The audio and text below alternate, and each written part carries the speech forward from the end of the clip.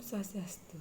Baik, terima kasih atas waktu yang telah diberikan kepada kelompok kami, yaitu kelompok 3. Saya di sini sebagai Devianti, saya akan menjelaskan tentang definisi ABC dan definisi ABM dan manfaat ABC. Apa itu ABC dan ABM? ABC itu adalah Activity Based Costing dan ABM itu adalah Activity Based Management. Activity Based Costing adalah pendekatan penentuan biaya produk yang membebankan kepada produk atau jasa berdasarkan konsumsi sumber daya yang disebabkan karena aktivitas dasar pemikiran pendekatan penentuan biaya lain, bahwa produk dan jasa perusahaan dilakukan oleh aktivitas di mana aktivitas yang dibutuhkan tersebut menggunakan sumber daya yang menyebabkan timbulnya biaya sumber daya dibebankan kepada aktivitas. Kemudian aktivitas dibebankan kepada objek biaya berdasarkan penggunaannya. Dan aktivitas based management yaitu menurut Blosser 2010, aktivitas based management ABM adalah pengelolaan aktivitas untuk meningkatkan nilai atau value yang diterima oleh pelanggan untuk meningkatkan laba melalui peningkatan nilai tersebut.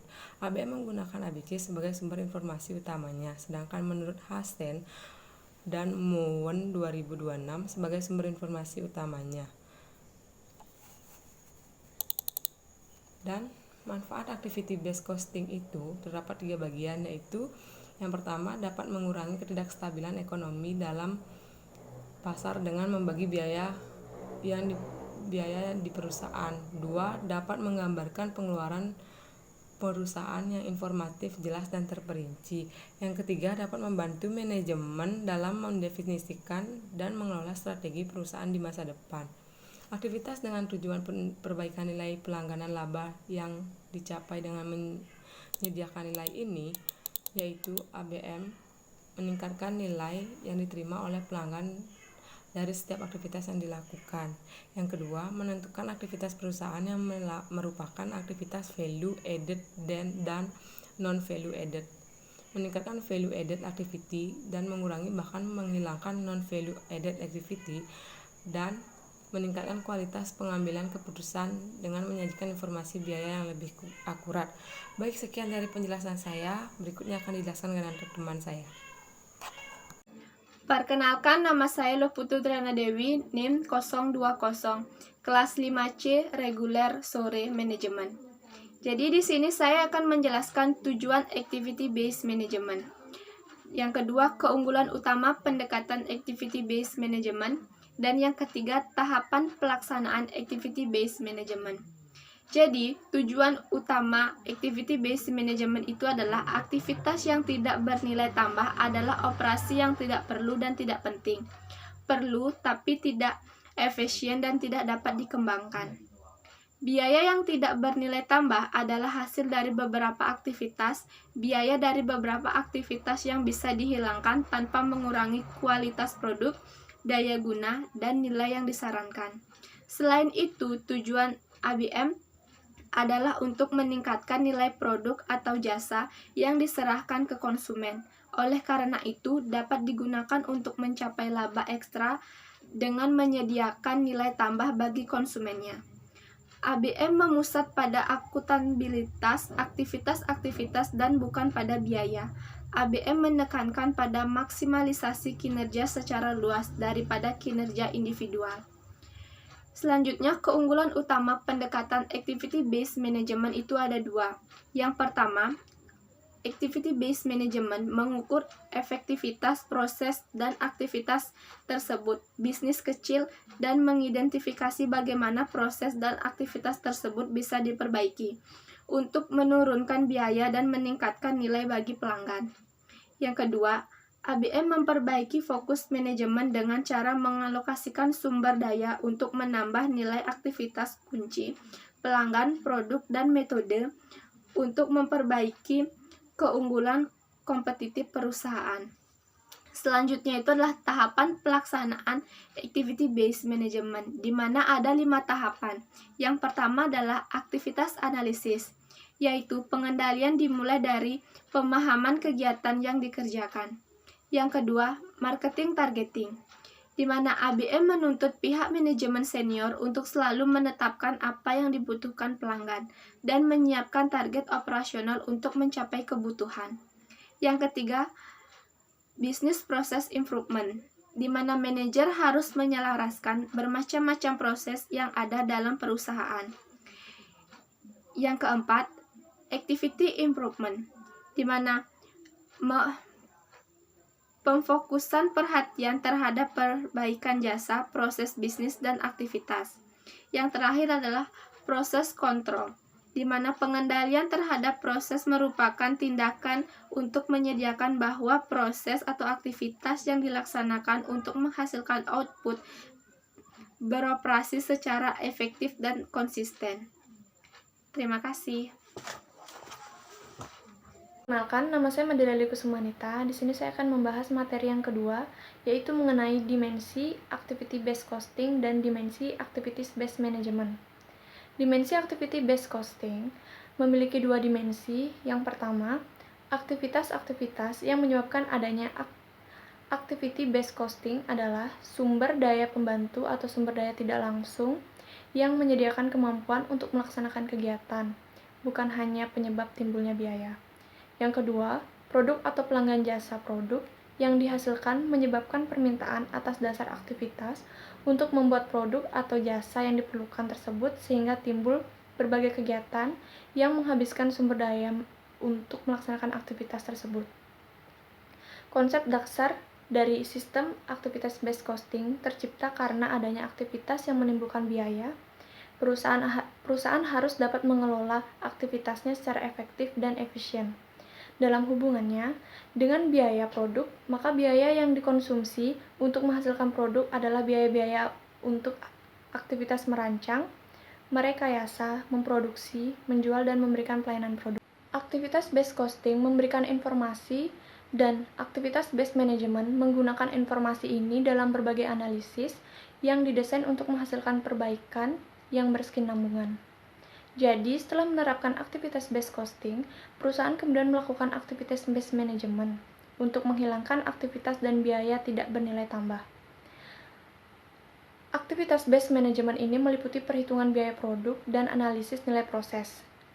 Jadi, di dalam model aktivitas based management terdapat dua dimensi, yaitu cost dimension dan process dimension. Cost dimension yaitu biaya-biaya, dimensi atau biaya-biaya dimensi vertikal atau dimensi pembebanan biaya adalah dimensi aktivitas based management yang bertujuan menyempurnakan keakuratan biaya pada objek-objek biaya dengan cara yang pertama, sumber-sumber. Tahap pertama aktivitas based costing adalah mengidentifikasi biaya sumber-sumber. Yang kedua, aktivitas-aktivitas. Tahap kedua, aktivitas based costing adalah menelusuri biaya-biaya sumber-sumber pada aktivitas-aktivitas. Yang ketiga, objek biaya. Tahapan ketiga, aktivitas based costing adalah membebankan biaya pada objek-objek biaya, misalnya berbagai produk atau konsumen yang mengkonsumsi aktivitas-aktivitas. Jadi, dalam dimensi ini dilakukan penelusuran biaya ke setiap aktivitas. Kemudian, biaya-biaya setiap aktivitas dibebankan ke produk. Proses dimension. Dimensi proses atau dimensi mendatar atau analisis nilai proses adalah dimensi aktivitas based management yang mengendalikan aktivitas-aktivitas dengan cara yang pertama, menganalisis driver-driver biaya. Analisis driver biaya adalah mengidentifikasi faktor-faktor yang menyebabkan biaya atau menjelaskan mengapa biaya aktivitas terjadi. Yang kedua, mengidentifikasi aktivitas. Mengidentifikasi aktivitas adalah menilai aktivitas-aktivitas apa yang dilaksanakan. Yang ketiga, menganalisis kinerja. Menganalisis kinerja adalah mengevaluasi aktivitas-aktivitas yang dilakukan untuk menilai seberapa baik kinerja. Jadi, dimensi ini mengetahui kinerja setiap aktivitas yang dilakukan perusahaan. Dimensi ini menunjukkan informasi tentang continue improvement yang dilakukan perusahaan.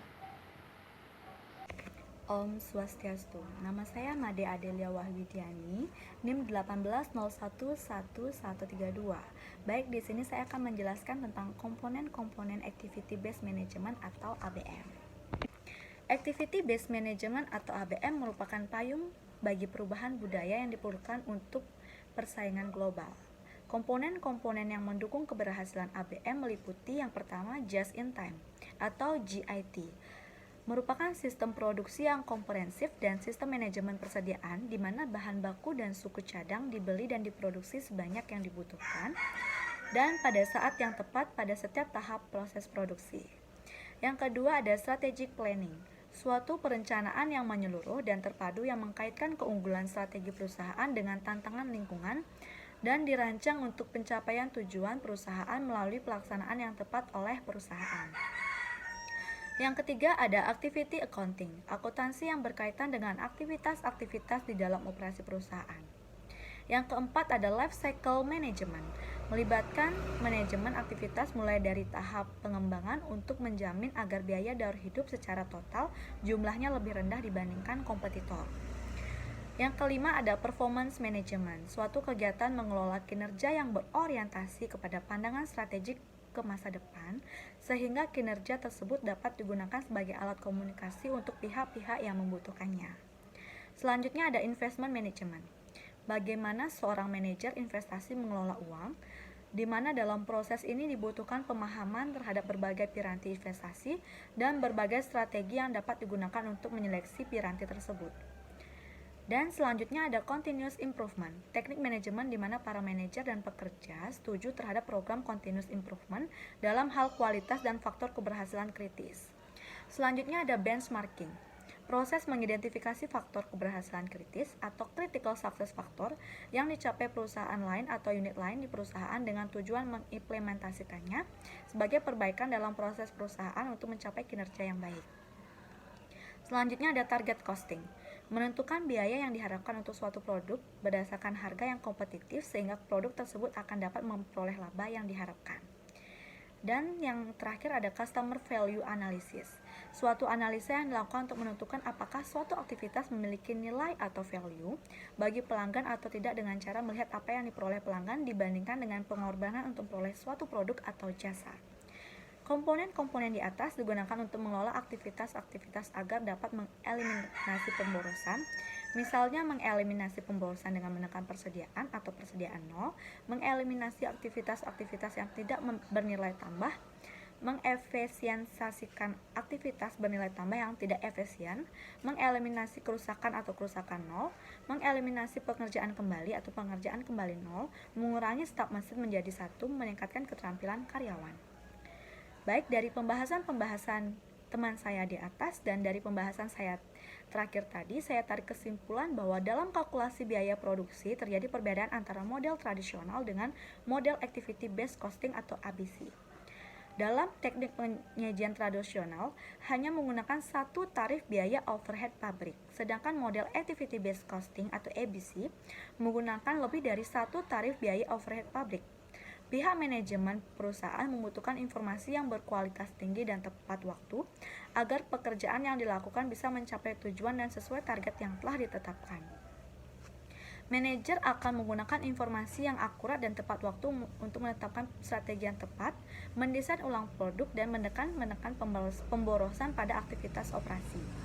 ABC dengan EBM memiliki hubungan karena ABM membutuhkan informasi dari ABC untuk melakukan analisis contoh akuntansi manajemen yang berhubungan dengan perbaikan sebagai standar pemasaran. Baik, sekian dari presentasi kami kelompok 3. Terima kasih atas perhatian dan waktunya. Saya ucapkan Om Santi Santi Santi Om.